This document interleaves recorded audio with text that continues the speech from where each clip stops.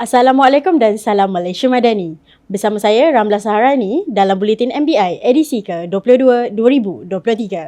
Terima kasih kerana setia bersama kami. Berikut fokus utama edisi kali ini.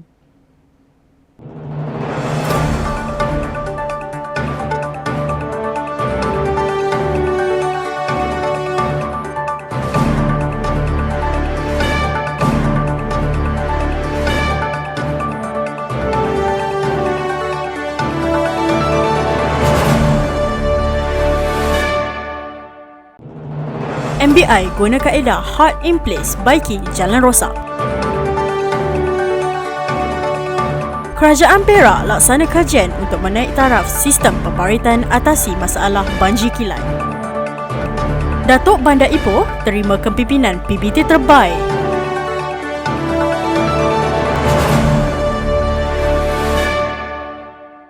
Majlis Bandara Ipoh MBI kini melaksanakan kaedah hot in place bagi menampal jalan yang rosak di sekitar bandaraya ini. Datuk Bandar Ipoh, Datuk Romaizi Baharin berkata menerusi kaedah tersebut, tempoh masa pembaikan jalan dapat disingkatkan selain kualiti tampalan lebih bagus berbanding kaedah konvensional. Jelasnya, kaedah itu merupakan teknologi terkini yang menggunakan jentera secara pakej. Bermakna di dalam kenderaan yang sama, ia meliputi peralatan pemanasan, pengorekan, proses penyediaan bitumen aspal dan jentera pemadatan. Dia bukan saja lebih tahan. Dengan menggunakan kaedah ni, kita recycle balik batu ni. Jadi dulu kita kena gunakan yang baru. Jadi bila kita gunakan yang baru, kita kena ambil daripada kuari baru. So ini kita terpaksa banyakkan rosakkan gunung kita, ya, nak dapatkan kuari ni kan. Tapi dengan ni kita kurangkan penggunaan kuari baru. Jadi untuk jejak karbon kita tu akan mengurangkan aktiviti kita merosakkan alam, terutamanya gunung batu kapur kita. Beliau ditemui pada majlis demonstrasi kaedah pembaikan jalan yang menggunakan teknologi terkini hot in place di Jalan Ghazali Jawi di Ipoh. Datuk Romaizi berkata, kaedah itu akan digunakan di jalan-jalan utama di sekitar kawasan pentadbiran MBI. Ujar beliau lagi, sebanyak 1,200 meter persegi sebulan telah diperuntukkan kepada Puncak Emas Infra selaku kesyarikat konsesi untuk kerja-kerja penyelenggaraan jalan pihak berkuasa tempatan PBT di bawah selenggaraan MBI.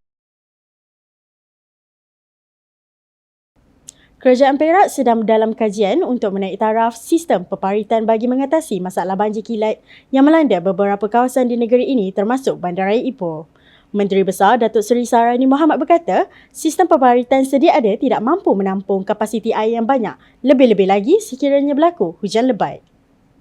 Jelasnya, pihak berkuasa tempatan PBT dan Jabatan Pengairan dan Saliran JPS akan berkolaborasi untuk mengenal pasti keluasan yang diperlukan selain beberapa aspek teknikal lain.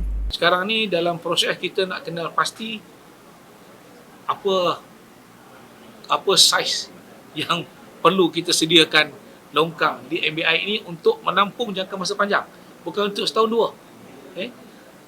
Tentulah Datuk Bandar dengan tim dia terpaksa mengkaji luas mana longkang. Bila nak diperbesarkan longkang, ada jalan yang yang terlibat. Barangkali ada rumah orang pula yang terlibat. Jadi masa yang agak panjang diperlukan untuk membolehkan PBT bersama dengan GPS membuat dipanggil rangka kerja untuk jangka masa panjang bagi sistem perparitan bagi menampung air yang banyak.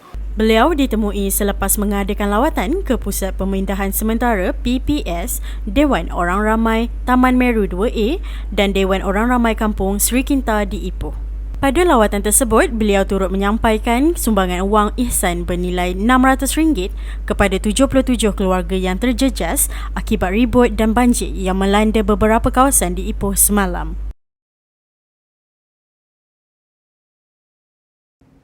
Datuk Bandar Ipoh, Datuk Romaizi Baharin dinobatkan sebagai penerima anugerah kepimpinan pihak berkuasa tempatan PBT terbaik kategori bandaraya sempena Anugerah Kecemerlangan Menteri KPKT 2023 AKM 2023. Ia merupakan pengiktirafan buat Datuk Bandar yang dipertua Presiden, Pengerusi Setiausaha dan Pegawai Eksekutif yang menerajui PBT ke arah menjadikan organisasi yang berintegriti, cemerlang dan responsif serta menjadi teladan yang baik kepada kaki tangan dan rakan sejawat. Anugerah tersebut disampaikan oleh Timbalan Perdana Menteri kedua Datuk Seri Fadilah Yusof mewakili Perdana Menteri Datuk Seri Anwar Ibrahim. Bismillahirrahmanirrahim. Pertamanya saya bersyukur kepada Allah SWT kerana rezeki ni. Dan keduanya saya nak mengucapkan terima kasih kepada semua pasukan Majlis Bandar Ipoh, sama ada secara langsung atau tidak langsung, dan juga yang paling utama ni seluruh warga Bandar Ipoh sendiri. Kerana tanpa mereka kita rasa pencapaian ini kita tak akan dapat. Beliau ditemui media selepas Majlis Anugerah Kecemerlangan Menteri KPKT 2023 AKM 2023 di Kuala Lumpur. Pada majlis anugerah tersebut, MBI turut disenarai pendek bagi kategori anugerah PBT Cemerlang. Sebanyak 12 kategori AKM 2023 dipertandingkan merangkumi 8 anugerah bagi kategori individu dan 4 anugerah bagi kategori berpasukan. Penerima anugerah diberikan penghargaan dan ganjaran dalam bentuk hadiah wang tunai bernilai sehingga RM20,000 tertakluk kepada kategori sijil penghargaan, trofi dan kursus jangka pendek di universiti ternama di luar negara bagi kategori terpilih.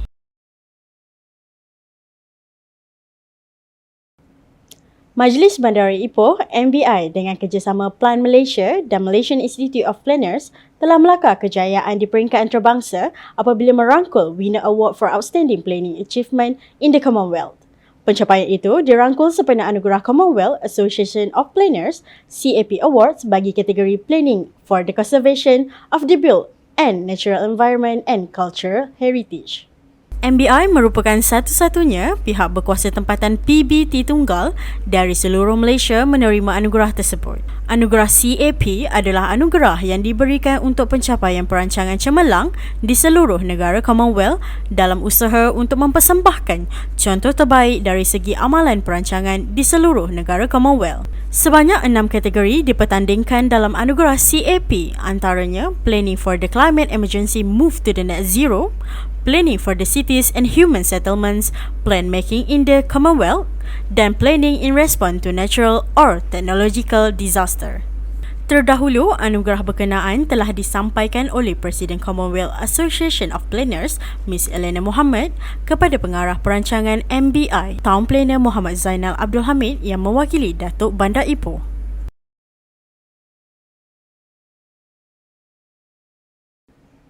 Bandaraya Ipoh tersenarai antara 5 bandar pintar perintis yang mendapat status Smart City Early Adopter 2023. Anugerah itu diterima sempena sambutan Hari Perancangan Bandar Sedunia 2023 peringkat kebangsaan yang diadakan baru-baru ini. Kejayaan itu membolehkan Majlis Bandaraya Ipoh MBI menerima geran peruntukan khas bernilai RM200,000 bagi projek inisiatif Bandar Pintar daripada Kementerian Pembangunan Kerajaan Tempatan KPKT serta Proof of Concept Bandar Pintar TM.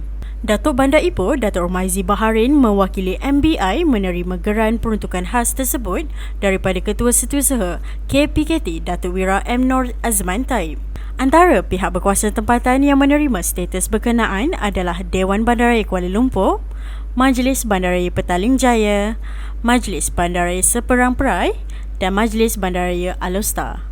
Diharapkan status early adopter ini akan menjadi permulaan untuk Bandaraya Ipoh untuk mengembangkan lagi status Bandar Pintar Ipoh ke arah Visionary Smart City 2030.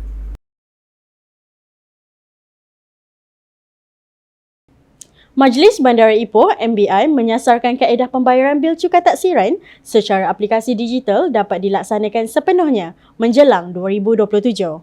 Datuk Bandar Ipoh, Datuk Romaizi Baharin berkata, sasaran itu ditetapkan seperti yang dirancang di bawah Plan Strategi MBI 2021-2030. Jelas beliau, penggunaan aplikasi digital iaitu di MBI at Ipoh akan memudahkan urusan semakan dan pembayaran bil-bil MBI.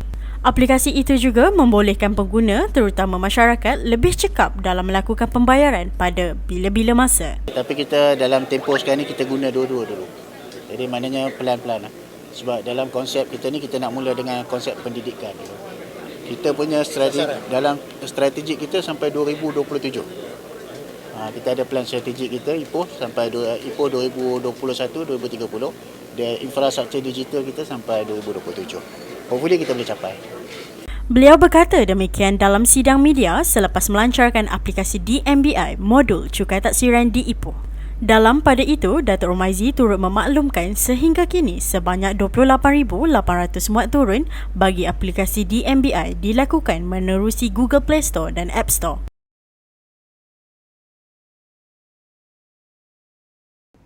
Seramai 50 anggota Majlis Bandara Ipoh MBI kaum India menerima sumbangan khas sempena menyambut Hari Deepavali baru-baru ini. Kesemua mereka menerima wang tunai dan pek barangan makanan.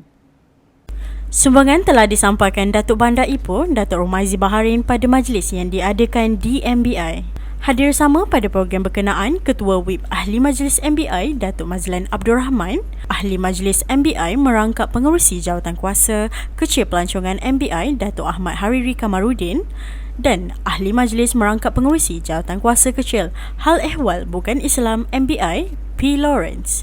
Sumbangan ini diharap dapat mengurangkan beban serta membantu persiapan mereka menyambut Deepavali. Baiklah saudara, paparan itu menutup Buletin MBI edisi ke-22. Jangan lupa saksikan Buletin MBI edisi seterusnya pada masa yang akan datang.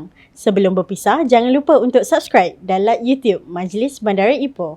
Untuk itu, Assalamualaikum dan salam Malaysia Madani.